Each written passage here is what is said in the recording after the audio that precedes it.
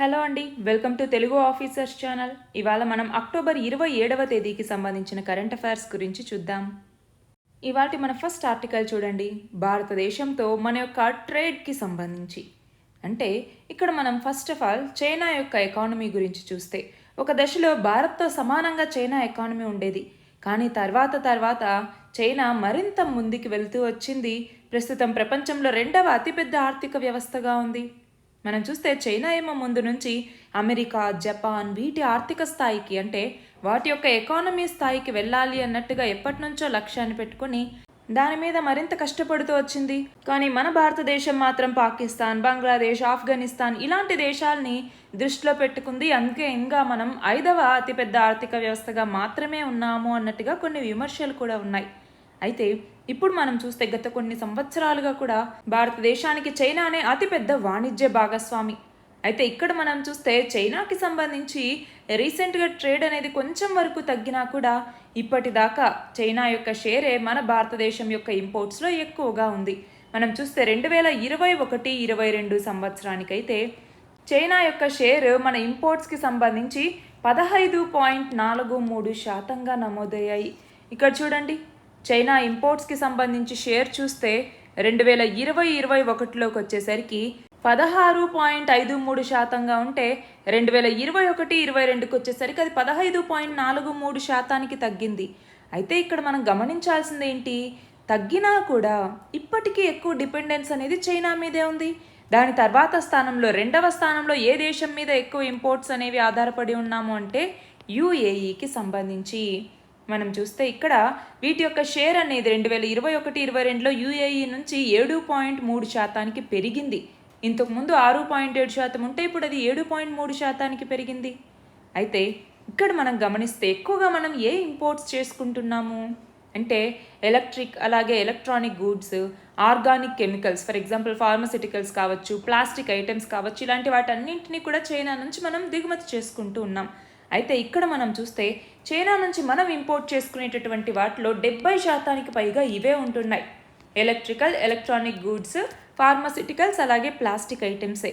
మరి మన భారతదేశం చైనాకి ఏం ఎగుమతి చేస్తోంది అంటే ఇక్కడ మనం చూస్తే ఆర్గానిక్ కెమికల్స్, కాటన్ యాన్, అలాగే కాపర్, అలాగే ఓర్స్ ఈ వీటిని ఎక్స్పోర్ట్ చేస్తూ ఉందన్నమాట.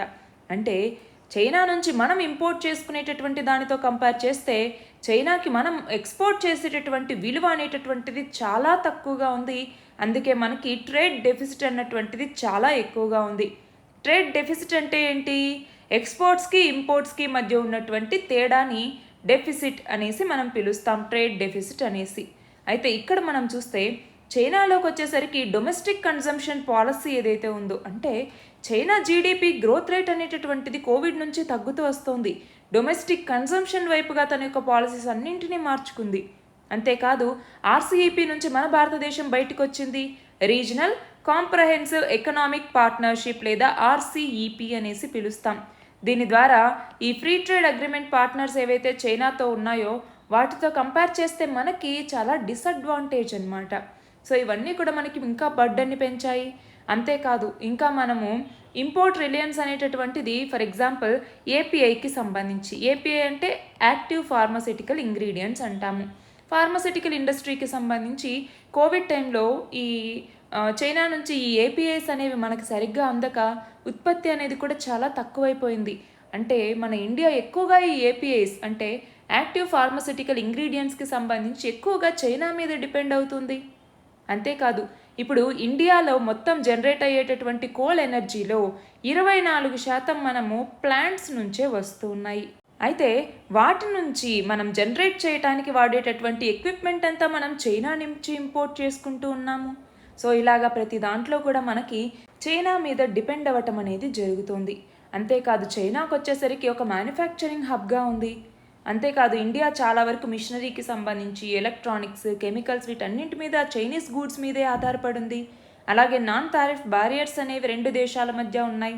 ఫర్ ఎగ్జాంపుల్ మనం చూస్తే ఈ రెగ్యులేటరీ రిక్వైర్మెంట్స్ అనేవి సరిగ్గా లేకపోవటం, ఇంటెలెక్చువల్ ప్రాపర్టీ రైట్స్ వైలేషన్స్ అనేవి ఉండటం, అలాగే బిజినెస్ డీలింగ్స్లో ట్రాన్స్పరెన్సీ అనేది లేకపోవడం, ఇవన్నీ కూడా రెండు దేశాలకి మధ్య బిజినెసెస్కి బ్యారియర్స్గా ఉన్నాయి. అలాగే ఇన్ఫ్రాస్ట్రక్చర్, లాజిస్టిక్ ఫెసిలిటీస్ ఇవన్నీ ఇండియాలో సరిగ్గా లేవు. దానివల్ల కూడా ఎక్కువ కాస్ట్ అనేటటువంటిది మనం ఇంపోర్ట్స్ మీద పెట్టాల్సి వస్తుంది. అలాగే కరెన్సీ ఎక్స్చేంజ్ రేట్ కూడా, అంటే ఫర్ ఎగ్జాంపుల్ చైనీస్ యువాన్తో కంపేర్ చేస్తే ఇండియన్ రూపీ అన్నటువంటిది వీక్గా ఉంది. దాంతో ఏమవుతుంది, ట్రేడ్ ఇంబ్యాలెన్స్ అనేది రెండు దేశాల మధ్య పెరుగుతూ వస్తుంది. దానికి సంబంధించి ఇప్పుడు ఇంపోర్ట్స్ని డైవర్సిఫై చేసుకోవటం, అంటే వేరే వేరే దేశాల నుంచి మనం ఇంపోర్ట్ చేసుకోవటం, ఎక్స్పోర్ట్స్ని పెంచుకోవటం, డొమెస్టిక్ ఇండస్ట్రీస్ని మరింతగా డెవలప్ చేయటం, అలాగే ఫ్రీ ట్రేడ్ అగ్రిమెంట్స్ని మళ్ళీ రివ్యూ చేయటం, ఇలాంటి వాటి ద్వారా మనము ఈ ట్రేడ్ డెఫిసిట్ని తగ్గించుకునే ప్రయత్నం అనేది చేయాలి. మన నెక్స్ట్ ఆర్టికల్ చూడండి, సీసం లేదా లెడ్ అంటాము.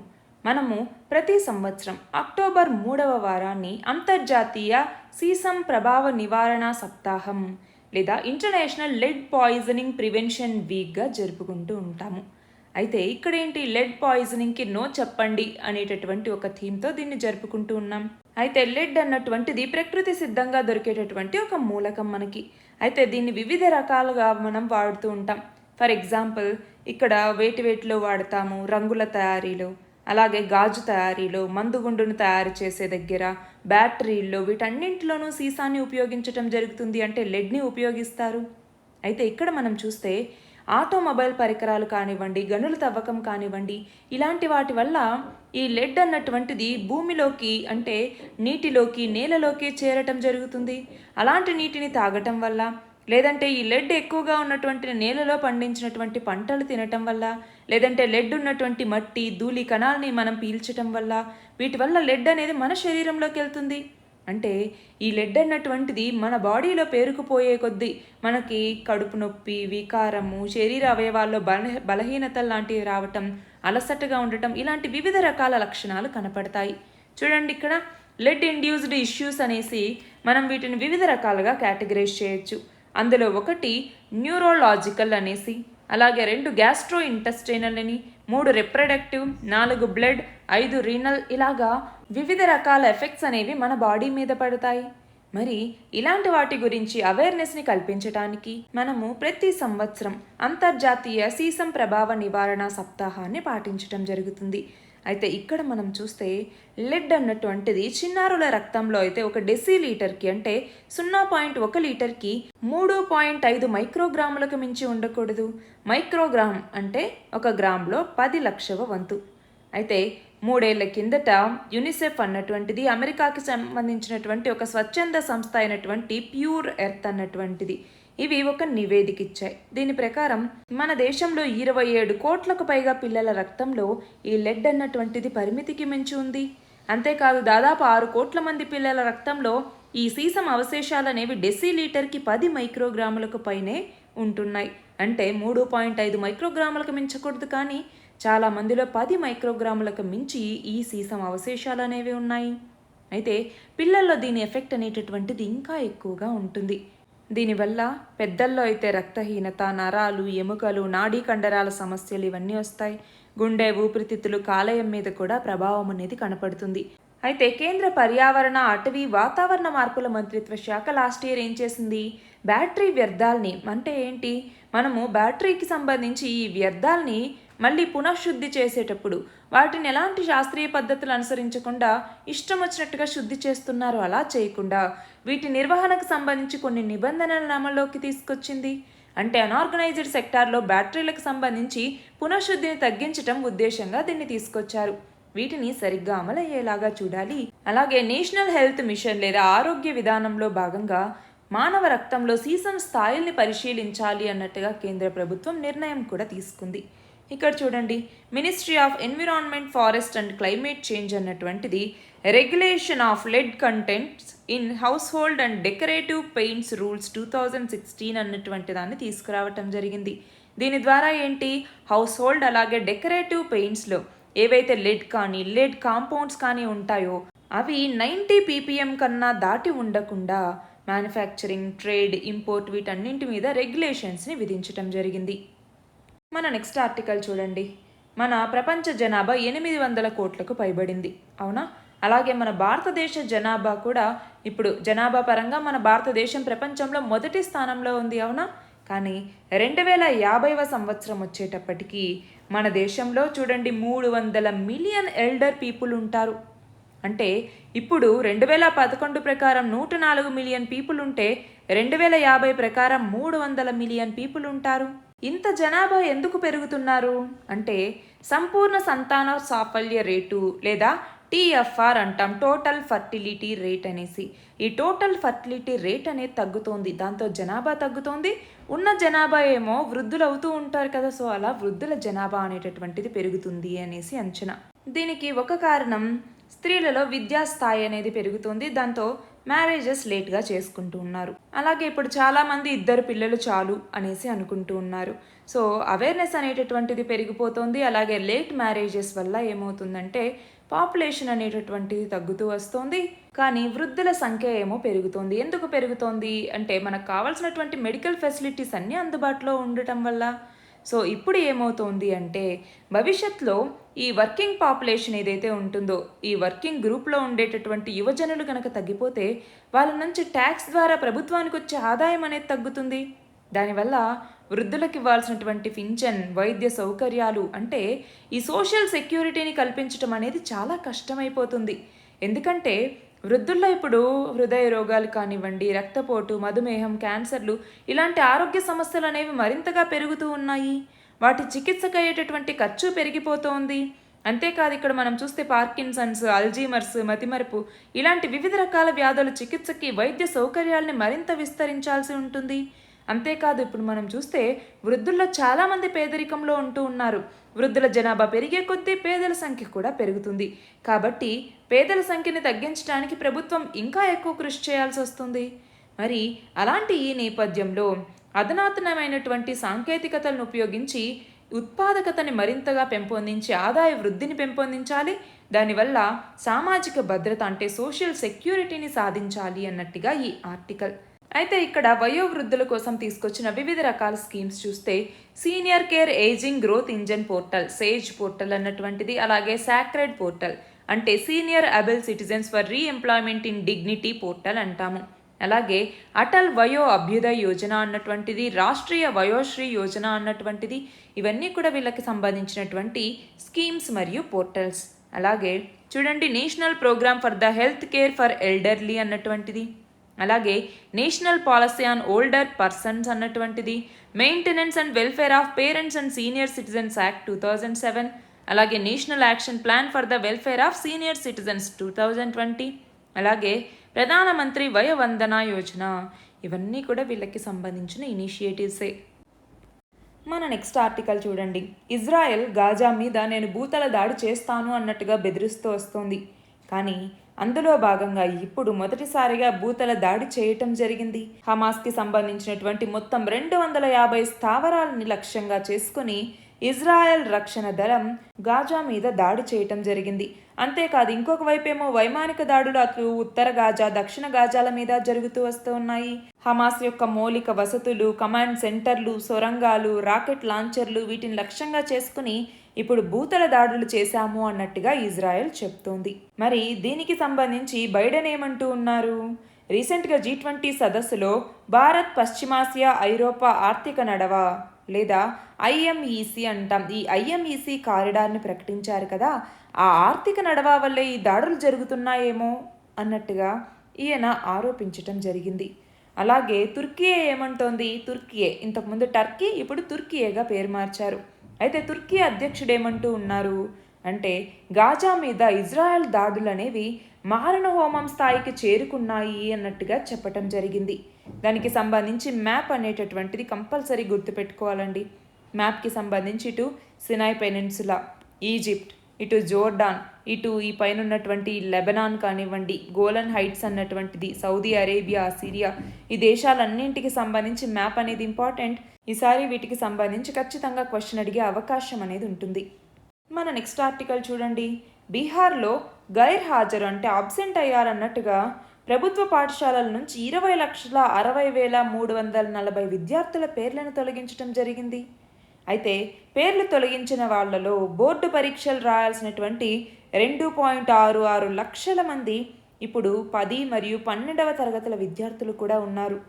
అయితే ఇక్కడ మనం చూస్తే ప్రభుత్వ పాఠశాలల్లో హాజరు శాతాన్ని పెంపొందించేందుకు బీహార్ విద్యాశాఖ అన్నటువంటిది ఈ సంవత్సరం సెప్టెంబర్ 2వ తేదీన ఉత్తర్వులు ఇవ్వటం జరిగింది. అయితే తనిఖీలు నిర్వహించి వరుసగా 15 రోజుల పాటు పాఠశాలకు హాజరు కాకపోయినా లేదా ప్రైవేట్ పాఠశాలల్లో చదువుతూ ప్రభుత్వ పాఠశాలల్లో పేర్లు నమోదు చేసుకున్నా లేదా కోటా లాంటి ప్రాంతాలకు వెళ్ళిపోయినా లేదా సంక్షేమ పథకాల లబ్ధి కోసం ప్రభుత్వ పాఠశాలల్లో చేరి రాకపోయినా కూడా పేర్లు తొలగించండి అన్నట్టుగా సూచించారు. దాంతో ఈ నెల 19 నాటికి చూస్తే 20,60,000 మంది విద్యార్థుల పేర్లని ప్రభుత్వ పాఠశాలల నుంచి తొలగించారు. అయితే ఇక్కడేంటి, దీనివల్ల ఇప్పుడు విద్యార్థులు బాధితులయ్యారు అన్నట్టుగా విమర్శలు రావటం జరిగింది. మన నెక్స్ట్ ఆర్టికల్ చూడండి. త్రిపుర గవర్నర్గా బీజేపీ సీనియర్ నేత అయినటువంటి నల్లు ఇంద్రసేనారెడ్డి ఈయన ప్రమాణ స్వీకారం చేయటం జరిగింది. అయితే గవర్నర్ చేత ఎవరు ప్రమాణ స్వీకారం చేయిస్తారు అంటే ఆ రాష్ట్ర హైకోర్టు ప్రధాన న్యాయమూర్తి. అయితే త్రిపురకు సంబంధించి మ్యాప్ గుర్తుపెట్టుకోవాలి. మ్యాప్ చూడండి. అలాగే ఏ స్టేట్స్తో బౌండరీస్ ఉన్నాయి, అలాగే ఇంటర్నేషనల్ బౌండరీస్ ఏమైనా ఉన్నాయా అన్నటువంటిది చూసుకోవాలి. అలాగే ఇక్కడ మనం చూస్తే నార్త్ ఈస్టర్న్ రీజియన్లో second most popular state Tripura అన్నటువంటిది.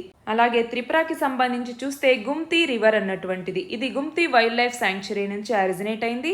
అయితే ఇది ఇక్కడ మనం చూస్తే సిపాహి జోలా వైల్డ్ లైఫ్ శాంక్చురీని అలాగే తృష్ణా వైల్డ్ లైఫ్ శాంక్చురీని సపరేట్ చేస్తుంది ఈ గుమ్తి రివర్ అన్నటువంటిది. అయితే త్రిపురకు సంబంధించి రామ్సర్ సైట్స్ ఎన్ని ఉన్నాయి అనేసి చూస్తే కేవలం ఒకే ఒకటి, అది రుద్రసాగర్ లేక్ అన్నటువంటిది. అలాగే ఇక్కడ చూడండి వైల్డ్ లైఫ్ శాంక్చురీస్ ఎన్ని ఉన్నాయి, ఒకటి ఇందాక చెప్పుకున్నట్టుగా సిపాహి జాలా వైల్డ్ లైఫ్ శాంక్చురీ అన్నటువంటిది, అలాగే తృష్ణా వైల్డ్ లైఫ్ శాంక్చురీ అన్నటువంటిది. అయితే ఇక్కడ మనం చూస్తే క్లౌడెడ్ లెపర్డ్ నేషనల్ పార్క్ అన్నటువంటిది ఈ సిపాహి జాలా వైల్డ్ లైఫ్ శాంక్చురీలో ఉంది. అలాగే బైసన్ నేషనల్ పార్క్ అన్నటువంటిది ఈ తృష్ణా వైల్డ్ లైఫ్ శాంక్చురీలో ఉంది. నెక్స్ట్ చూడండి, చైనా తన యొక్క అంతరిక్ష కేంద్రానికి అంటే తియాంగాంగ్ అంతరిక్ష కేంద్రానికి యువ వ్యోమగాముల్ని పంపింది.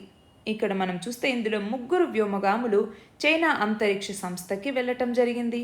అయితే ఈ చైనా అంతరిక్ష సంస్థకు వెళ్తున్న వాళ్ళలో అతి తక్కువ వయసు వాళ్ళు వీళ్ళే అన్నట్టుగా చైనా చెప్తోంది. అయితే 2030 కల్లా చంద్రుడి మీదికి వ్యోమగాముల్ని పంపించాలి అన్నట్టుగా చైనా ప్రయత్నిస్తోంది. అంతేకాదు ఈ తియాంగాంగ్ స్పేస్ స్టేషన్ని మరింతగా అభివృద్ధి చేయడానికి కూడా ప్రయత్నాలు మొదలుపెట్టింది. ఈ నేపథ్యంలో రీసెంట్గా మనమేం లక్ష్యాలు పెట్టుకున్నామో ఒక్కసారి గుర్తు చేసుకోవాలి. 2035వ సంవత్సరం నాటికి మన స్పేస్ స్టేషన్ని మనం అభివృద్ధి చేసుకోవాలి. అలాగే 2040వ సంవత్సరం నాటికి మనము చంద్రుడి మీదికి మనిషిని పంపించాలి, అంటే మన భారతీయుడిని పంపించాలి అన్నట్టుగా లక్ష్యంగా పెట్టుకోవటం జరిగింది. నెక్స్ట్ చూడండి, ఆంధ్రప్రదేశ్ అవతరణ దినోత్సవానికి సంబంధించి ఎప్పుడు జరుపుకుంటాం ఆంధ్రప్రదేశ్ అవతరణ దినోత్సవాన్ని? నవంబర్ 1వ తేదీన. అయితే ఇక్కడ మనం గుర్తుపెట్టుకోవాల్సింది ఏంటి అంటే 2019 నుంచి ఈ ఆంధ్రప్రదేశ్ అవతరణ దినోత్సవాన్ని రాష్ట్ర పండుగగా ఆంధ్రప్రదేశ్ ప్రభుత్వం నిర్వహిస్తోంది. మన నెక్స్ట్ ఆర్టికల్ చూడండి, నవంబర్ 2 నుంచి 8వ తేదీ వరకు ఆంధ్రప్రదేశ్లోని విశాఖపట్నంలో irrigation and drainage international commission లేదా ICID అంటాం. ఈ ICID యొక్క 25వ ఇంటర్నేషనల్ కాంగ్రెస్ అన్నటువంటిది జరగబోతోంది. దీని యొక్క థీమ్ ఏంటి అంటే వ్యవసాయంలో నీటి కొరతను అధిగమించటం అన్నటువంటిది. అయితే ఇక్కడ మనం చూస్తే ఇప్పుడు ఈ ICID యొక్క 25వ అంతర్జాతీయ కాంగ్రెస్తో పాటు ఇక్కడ 74వ అంతర్జాతీయ ఎగ్జిక్యూటివ్ కౌన్సిల్ సదస్సు కూడా జరగబోతోంది. అయితే చూడండి, ఈ ICID ఏర్పాటైన తర్వాత తొలి సదస్సు 1951లో భారత్లో నిర్వహించడం జరిగింది. దాని తర్వాత 1966లో 6వ అంతర్జాతీయ కాంగ్రెస్ని మన దేశంలో ఢిల్లీలో నిర్వహించారు. మళ్ళీ ఇంకొక 57 ఏళ్ల తర్వాత విశాఖలో నిర్వహించబోతూ ఉన్నారు. అయితే ఇక్కడ చూస్తే వ్యవసాయం కోసం ప్రత్యామ్నాయ నీటి వనరులు ఎలా వినియోగించుకోవాలి అనేటటువంటి అంశం మీద ఇక్కడ 54 సభ్య దేశాలు ఇంకొక 20 అసోసియేట్ మెంబర్ సభ్య దేశాల ప్రతినిధులు చర్చిస్తారు. ఇందులో చూడండి, తొలి 2 రోజులు సెషన్స్ వేటి మీద జరుగుతాయి అంటే సాంప్రదాయ నీటి వనరుల్ని అభివృద్ధి చేయటం, నీటిపారుదల వ్యవస్థని మెరుగుపరచటం, వర్షపు నీటి సంరక్షణ, పొలాల్లో వర్షపు నీటిని ఒడిసిపట్టేందుకు ఉన్నటువంటి మార్గాలు, భూగర్భ జలాన్ని పెంపొందించటం, అలాగే మురికి నీటిని శుద్ధి చేసి సాగునీటిగా వినియోగించటం కోసం ఉన్నటువంటి మార్గాలు, అలాగే ఎక్కువ దిగుబడుల కోసం శుద్ధ జలాల వినియోగం, ఇలాంటి అంశాల మీద చర్చ అనేటటువంటిది జరుగుతుంది. అలాగే రైతు సాధికారత అంశం మీద కూడా ఇటు సహకార సంఘాలు, నీటి వినియోగదారుల సంఘాల పాత్ర, వ్యవసాయ విస్తరణ సేవలు, రైతులకు ఉపయోగపడే సమాచార వ్యవస్థను తీసుకురావటం, అలాగే వ్యవసాయ రంగంలో సాంకేతికతని పెంపొందించటం, పరిశోధనలు, ఆవిష్కరణలు, ఇలాంటి వివిధ రకాల అంశాల మీద చర్చలు అనేవి జరుగుతాయి. అలాగే చూడండి, నవంబర్ 2 నుంచి 4వ తేదీ వరకేమో వ్యవసాయ రంగంలో ఆవిష్కరణలు, ఆధునిక పద్ధతులు, కొత్త పరికరాలతో 128 స్టాల్స్తో ఒక ఎగ్జిబిషన్ని నిర్వహిస్తారు. అయితే దీనికి మన భారతదేశం నుంచి 300 మంది ప్రతినిధులు, ఇతర దేశాల నుంచి 900 మందికి పైగా ప్రతినిధులు ఇందులో భాగస్వాములు అవబోతున్నారు. మన నెక్స్ట్ ఆర్టికల్ చూడండి. ఆంధ్రప్రదేశ్లో విజయనగరం జిల్లా లక్కవరపుకోట మండలంలో ఉన్నటువంటి రేగా పంచాయతీ పేరు అన్నమాట. రేగా పంచాయతీ దగ్గర ఆరోగ్య మిల్లెట్ ప్రొడ్యూసర్స్ కంపెనీ అన్నటువంటి దాన్ని మొదలు పెట్టడం జరిగింది. ఇక్కడ మనం చూస్తే 1500 మందితో మిల్లెట్ రైతు ఉత్పత్తిదారుల సంఘాన్ని ఏర్పాటు చేశారు. అయితే ఈ పరిశ్రమ ఏర్పాటుకు రాష్ట్ర ప్రభుత్వం 4.06 కోట్ల రూపాయల గ్రాంట్గా మంజూరు చేయటం జరిగింది. అయితే ఈ పరిశ్రమలో చిరుధాన్యాలతో చిక్కీలు చేయటం, బిస్కెట్లు, సేమియా, పాస్తా, కేకులు ఇలా 50 రకాల ఉత్పత్తుల్ని తయారు చేయబోతున్నారు. దీని ద్వారా నేరుగా 20 మందికి, పరోక్షంగా 5,000 మందికి జీవనోపాధి కలుగుతుంది. సంవత్సరానికి 2 కోట్ల టర్నోవర్ లక్ష్యంగా దీన్ని ఏర్పాటు చేశారు. నెక్స్ట్ చూడండి, ఆసియా పారా క్రీడలకి సంబంధించి ఈసారి ఏషియన్ గేమ్స్కి సంబంధించి పారా గేమ్స్ ఎక్కడ జరుగుతూ ఉన్నాయి? చైనాలోని హాంగ్జౌలో జరుగుతూ ఉన్నాయి. అయితే రీసెంట్గా మనం చూస్తే ఏషియన్ గేమ్స్లో మనం 107 పథకాలతో 4వ స్థానంలో ఉన్నాం. అయితే ఇప్పుడు మనము ఈ ఆసియా పారా క్రీడలకు వచ్చేసరికి ఇప్పటిదాకా 82 పథకాలతో 8వ స్థానంలో ఉన్నాం. అందులో భాగంగా 18 స్వర్ణాలు, 23 రజతాలు, 41 కాంస్యాలు ఇప్పటిదాకా రావటం జరిగింది.